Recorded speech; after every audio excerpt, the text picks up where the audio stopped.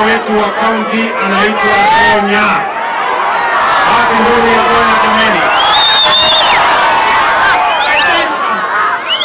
Your Excellency, tunakushukuru sana. Umekuja huku Nyaribari na tunakuhakikishia kwamba we are behind you. Watu wa Kisii ile kitu wanataka sana, wamama wanataka maji. Wamama wakipata